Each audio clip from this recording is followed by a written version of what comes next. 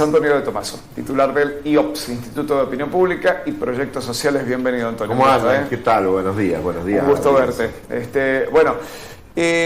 Antonio es un tipo que no publicas tus sondeos previos. Quería preguntarte si los números finalmente dieron algo parecido, los números de la víspera dieron algo parecido a lo que finalmente sucedió este domingo. Sí, nosotros trabajamos fuertemente en 3 provincias, que es San Juan, La Rioja y Catamarca, y en las 3 nos salió, pero bastante cercano a lo que es. Lo que pasa es que estas 3 provincias a nivel nacional son el 3% de los votos. No, pero sí podés cotejar con los números nuestros, ¿no? Sí. Cotejando con los números nuestros nos salió, pero bastante cercano. Si te tendría que decir, a nosotros nos salía que en senadores ganaba Uñac. Por muy poco, por un punto, que lo que eso significa menos de un punto, pero sí nos salía presidencial exactamente como salió. En senadores, nuestros trabajos a nosotros nos daban una leve ventaja de Uñac por encima de los candidatos de Milei. Y a Chema fuera. A Chema fuera, sí. Eso daban las encuestas. Nos daba fuera en las 3 provincias, digamos. Por lo tanto, sus candidatos también. Y bueno, así ha pasado. Sí. En las 3 provincias que hemos trabajado, Cambiemos no ha obtenido ningún cargo. ¿Y qué pasó? A salvo en San Juan con el diputado nacional. Y entonces, en función de estos sondeos previos, del diálogo con los encuestados, ¿qué ha votado la gente este 22 de octubre? Es que vamos a dividirlo como corresponde en 2 por lo menos. Se podría dividir en 3 si quisiéramos dividirlo por partido, lo dividiríamos en 2. Pero ha habido gente que, o la audacia de un cambio absoluto, o la prudencia de algo más esperable. Ha habido 2 tipologías, nosotros teníamos 2 tipologías de personas. El que decía que cambie todo, aunque se vaya todo al infierno y que pase lo que pase, yo voto por Milei, y que sea lo que Dios quiera, o el que votaba por Massa y de alguna manera lo hacía con mayor prudencia, con mayor razonabilidad, con mayor cordura, como decir, no me voy a suicidar. Habían 2 tipologías de personas, ¿cierto? De ahí en más, todos los análisis ya nos corresponde hacerlo a nosotros. Había, digamos, el que quiere ese cambio absoluto, ese cambio fuerte, aunque no supiera si era lo lógico. Incluso esto es interesante, en algún momento le preguntamos a la gente si estos cambios que propone Milei cree que los va a llevar adelante. Y había 2 tipos de respuestas muy interesantes. El que decía sí, los va a llevar adelante, y el que decía no importa si no los lleva adelante, pero yo quiero que gane él. Cambio. O sea, quiero que gane él y si no lo hace, no lo hace. Punto. O sea, 2 tipologías. Estaba también lo de Bursi, que era una cosa más intermedia, pero para planteártelo en extremo, estaba la tipología de él que votaba por Massa, defendiendo lo que tiene, defendiendo sus derechos, defendiendo lo existente, que en eso confía en Massa, que puede defender. Acá es interesante decirte que el tema corrupción, el tema economía ha tenido una incidencia relativa. Qué interesante eso, porque tenemos 140 puntos de inflación, ¿viste? Sí. Digamos, en otro contexto, el ministro de Economía de esta economía no podría ser candidato, ni mucho menos un candidato competitivo como sí lo es Sergio Massa. ¿Por qué pasa eso? Porque hay un autor muy interesante que se llama Bourdieu, que dice que hay 2 tipos de capitales en el ser humano. El capital material, que es la economía, la plata, la vivienda, el auto, la propiedad privada, etc. El capital material y el capital simbólico. El capital simbólico se refiere a su ideología, a su pensamiento, a sus criterios. Es un capital que está acá adentro. ¿Cierto? Me parece que acá hubo en el voto a Massa una preponderancia del capital simbólico, en defensa de su jubilación, en defensa de su indemnización futura si lo echan, en defensa de su trabajo, en defensa de sus derechos, de la jornada laboral, en defensa del Estado, que sabe que lo necesita para que asfalte una ruta, que sabe que lo necesita la escuela, que lo necesita el Estado en el hospital, etcétera, subsidiando los colectivos. Todo esto es el capital simbólico, y me parece que pesó muy fuerte el capital simbólico en cuanto a los derechos en el caso de Massa. En eso lo ayudó entonces la campaña libertaria, digo, a Massa. Lo termina ayudando. Cuando sí. Milei dice, vamos a privatizar las escuelas o la universidad, vamos a revisar la venta de órganos, el Papa, todo esto hace al capital simbólico, que hay otra parte de la población que lo valora como importante. Claro. Entonces, cuando puso en la balanza, sí, me está yendo mal en la economía, pero no quiero que me vaya peor, no quiero que me cierren las universidades o me las arancelen, no quiero que me quiten la jubilación, no quiero que lo puteen al Papa, etcétera, etcétera, o que se vendan órganos, se vendan hijos, puso en la balanza este capital simbólico con el capital material. Antonio, ¿hay segmentación etaria sí, por poder adquisitivo? Lo más interesante se da con el tema del sexo. Ajá. Nosotros lo hemos podido evaluar y hemos confirmado con otros colegas del resto del país. El voto a Milei es fuertemente masculino. Fuertemente masculino. Te diría, vamos a hacer un juego de imaginación, si hubieran votado solo los varones, Milei ganaba en primera vuelta el domingo pasado. Y si hubieran votado solo las mujeres, Massa hubiera ganado en primera vuelta. Es decir, ha habido una fuerte polarización del voto femenino, más dirigido a Massa, y del voto masculino, más dirigido a Milei. Pero fuerte, ¿eh? No es que, te estoy hablando de cada 100 votos de Milei, 60, 65 son de varones. Ah, mira vos. Y 30, 35 de mujeres. La mujer votó preferentemente a Massa y el varón votó preferentemente a Milei. Y por edades, viste que este tema de que por los edades, chicos... Sí. Por edades hubo una variación interesantísima. Cuando, o sea, los dos extremos, los más jóvenes y los más viejos, se la jugaban fuertemente por Milei. Pero vos no sabés que tuvo un impacto increíble esto de los viejos meados. Ah, mira. Porque el voto adulto, viejo, por decirlo, de los mayores de 60, entró a bajar fuertemente con Milei. En los últimos 10 días, en las últimas semanas. Fuertemente, digamos, de 10 que lo votaban, de 10 adultos mayores que lo votaban, bajó a 6, 5. Hubo como un abandono y una deserción del voto de la gente mayor que estaba por Milei, se fugó y se fue o a Bullrich o a Massa, pero abandonó la figura de Milei fuertemente.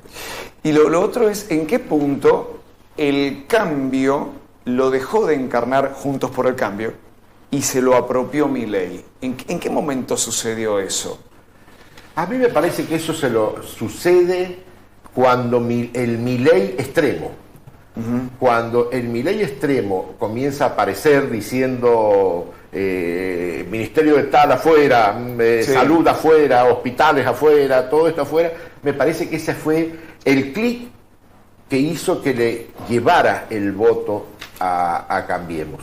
Fue un clic muy fuerte, porque el que piensa de esa manera lo veía como más seguro a ese cambio y a esa cuestión del Estado mínimo que propone Milei. Sí. Me parece que ese fue el clic. Sí. Me parece que la interna de Cambiemos no se resolvió. Es más, Cambiemos en la PASO obtiene 28 puntos en todo el país. Claro. Y no pudo obtener el domingo 28, tuvo 24. O sea que hubo 4 puntos de fugas. Sí, con olor a 5 también. Con olor a 5, que evidentemente se fueron a Massa. Porque si Milei sacó exactamente lo mismo de la PASO que este domingo, los 4 que fugaron, casi 5 que fugaron de la interna de Cambiemos, obviamente fueron a Massa. La pregunta siguiente es esos 23, 24 puntos de Juntos por el Cambio de Patricia Bullrich, ¿con quién se pueden identificar mejor el 19 de noviembre, no? Yo ahí sostengo que lo que diga Patricia Bullrich no va a tener ninguna importancia. Diga que hay que apoyarlo a Massa, no va a importar, y si dice que hay que apoyarlo a Milei, no va a importar. A mí me parece que ahí conviven en esa interna de Cambiemos dos grupos fuertes.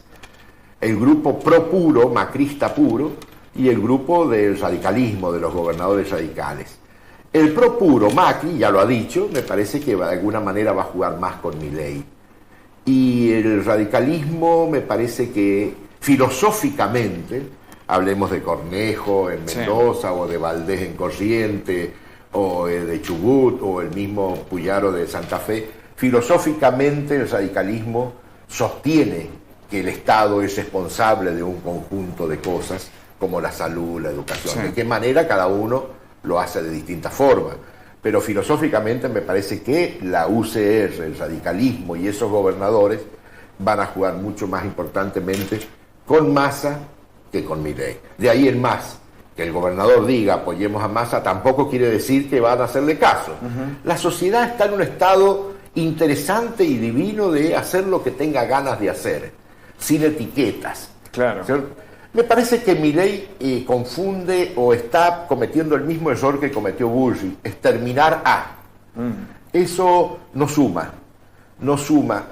La sociedad argentina está, digamos, no quiere exterminar a nadie, quiere que todos vivamos en paz. Y esto de exterminar a uno, a otro, me parece que genera un clima de violencia que la sociedad en general no está de acuerdo con un clima de violencia. Entonces, ¿te parece que el final está abierto? ¿Que puede ser para cualquiera? Digo, a pesar de ese margen de ventaja de 6 puntos de Massa. A mí me parece que, obviamente, yo siempre repito una frase que decía un profesor mío, que a los balotajes los carga el diablo. ¿Cierto? Es impredecible lo que pueda decir, lo que pueda suceder en un balotaje. Yo sostengo que hay, evidentemente, una probabilidad mayor para Massa que para Milei. Esto va a depender. La campaña de Massa ha sido una campaña muy seria, responsable, muy inteligente. La de Milei suena más improvisada. Ahora Milei bajando la pelota y haciéndose el razonable es bueno, pero también pierde una parte del electorado que lo quería loco y agresivo. Los jóvenes a Milei lo quieren loco y agresivo, no lo quiere conversador, dialoguista con la casta, ni nada de esto. Entonces Milei está en una encrucijada muy fuerte. Si dialoga y se pone razonable, hay un grupo de gente que huye, ¿cierto? No votará por nadie, qué sé yo qué hará, pero huye.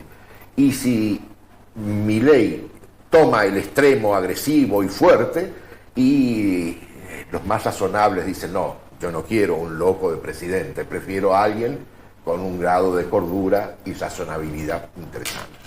Y el último capítulo es el local, el estrictamente local. ¿Cómo te parece que han quedado las fuerzas políticas? El peronismo con Uñac Gioja, Orrego como líder de un proyecto político con muchos desafíos, ¿no? Un contexto bastante atípico también, ¿no? A mí me preocupa mucho la posición de Orrego. Orrego es el próximo gobernador que lo ha ganado legítimamente y es perfectamente ganado al triunfo, pero ya sabemos que Orrego no tiene intendentes prácticamente, claro, no tiene diputados, no tiene mayoría en diputados, no tiene senadores ahora, no va a tener presidente, gane Milei o gane Massa, no va a tener presidente. Entonces me preocupa hasta qué punto Orrego queda en el medio del sándwich, ¿cierto? Sin nada para abajo y sin nada para arriba. Me parece que la obliga a Orrego a tener que tener un diálogo muy fuerte con el presidente que gane. Si es Massa, se le va a hacer más fácil a través de la conexión Uñac. Si no es Massa, se le va a hacer difícil a todos, ¿cierto? ¿Cómo conectar esto con Milei? Porque no hay punto de contacto para arriba con Milei. Además, Orrego con Massa se conoce. Por supuesto, han sido diputados nacionales los dos, se conocen. Si Massa es el presidente, Orrego viene también de cuna peronista, vamos a reconocerle también. Me parece que se le va a hacer más fácil el camino. Si no es Massa el presidente, me parece que a Orrego y a San Juan se le puede complicar porque quedamos huérfanos a nivel nacional, Orrego queda huérfano a nivel local, es una cosa, pero muy, muy insólita y extraña. ¿Y Uñac cómo te parece que queda en este contexto? Y Uñac, si el presidente es Milei, queda como un senador sin pena ni gloria, como un senador más. Si el presidente es Massa, me parece que lo fortifica. A Uñac. A Uñac lo fortifica, puede llegar a ser el puente entre el presidente y el gobernador Orrego. Puede llegar a ser ese puente que va a ser muy útil para los sanjuaninos, ¿no? Porque ya sabemos que de cada 100 pesos que tenemos los sanjuaninos, 80 vienen de Buenos Aires, ¿no? Entonces, vamos a necesitar durante los 4 años que sigan llegando esos 80. Y me parece que la figura de Massa le va a permitir a Orrego tener un puente de contacto a través de Uñac para trabajar y que la provincia no se vea afectada con ningún tipo de los cuestiones económicas, me refiero, ¿no?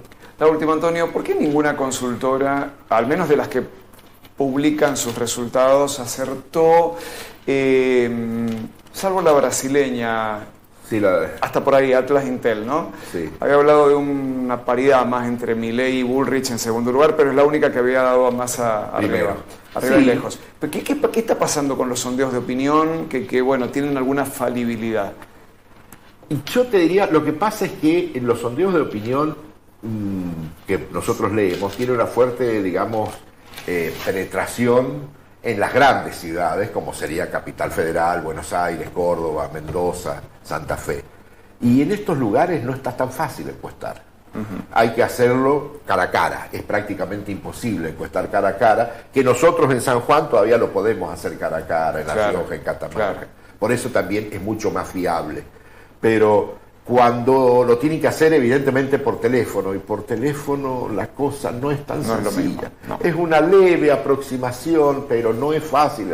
Las encuestas telefónicas son bastante débiles, de poco sostén teórico, porque uno no puede hacer el muestreo. Nosotros cuando encuestamos cara a cara, no solo evaluamos el sí o el no, porque lo explico. Si alguien le pregunta, ¿usted votaría por Milei? Lo voy a teatralizar, sí. Esa es una respuesta que vos vas a cruzar, sí. Ahora, si te dice, sí, por supuesto, ¿cómo no voy a votar por él? Es otro tipo de sí. A ver si me expreso. Eso en el teléfono es imposible lograr.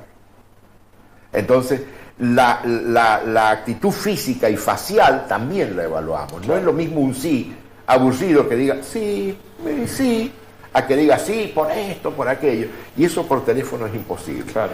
Nosotros a ese sí le ponemos posiblemente. Y al sí ese otro le ponemos ese sí, obviamente. Y esto por teléfono es muy, muy improbable. O sea que en los grandes centros urbanos esto... Es muy difícil, no se puede. muy difícil. Sí. La inseguridad, todo, no te abre la puerta a nadie. En vez todavía en provincias pequeñas como las nuestras, la gente hasta se alegra cuando llega la encuestadora, porque pasa a ser un visitante que, Claro. que entretiene. Claro. Hacemos psicología a domicilio. Claro. Entonces se entretiene fuertemente. Te diría que de 100, 2, 3 te dicen no, Claro. no te voy a contestar. Que también medimos ese no te voy a contestar, porque hay diferentes tipos de no. No es lo mismo que te digan, no, mire, estoy cocinando, no puedo, discúlpeme, a que te digan, no, porque ustedes, los políticos, ya eso tiene otro Claro. sentido. Claro. Otro sentido tiene ese no. Claro. Pero eso se puede hacer cara a cara, por teléfono, está muy complicado encuestar. Antonio, muchas gracias. Dale, gracias, Un gracias. placer.